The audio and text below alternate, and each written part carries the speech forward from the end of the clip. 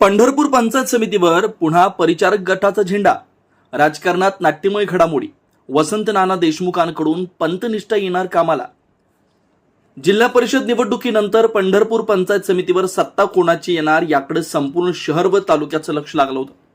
मात्र या सत्ता समीकरणात सोलापूर जिल्ह्याचे माजी आमदार प्रशांत परिचारक यांची पुन्हा एकदा आपला राजकीय करिश्मा दाखवत पंचायत समितीवरील सत्ता अबाधित ठेवण्यासाठी प्रयत्न करतात. सूत्रांकडून मिळालेल्या माहितीनुसार सत्ताधारी परिचारक गट आणि विरोधी गट यांच्यात जागांची संख्या जवळपास समसमान झाल्यामुळे पंचायत समितीवर अंतिम वर्चस्व कोणाचं राहणार याबाबत राजकीय वर्तुळात मोठी उत्सुकता निर्माण झाली होती. पंढरपूर पंचायत समितीच्या सभापती पदासाठी निवडणूक होताना राजकारणात नाट्यमय घडामोडी घडतायत.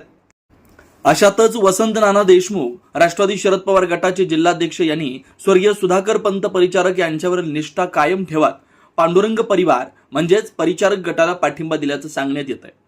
या पाठिंब्यामुळे पंचायत समितीच्या सत्तेचं पारडं पुन्हा एकदा परिचारक गटाच्या बाजूने झुकलं.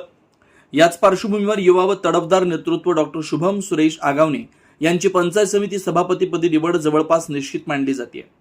या सर्व राजकीय घडामोडींमुळे माजी आमदार प्रशांत परिचारक आणि पंढरपूर शहर तालुक्याचे किंगमेकर म्हणून ओळखले जाणारे उमेश परिचारक यांनी पंचायत समितीचा गड पुन्हा कायम राखत राजकीय पटावर निर्णायक चाल खेळण्याची चर्चा रंगली आहे.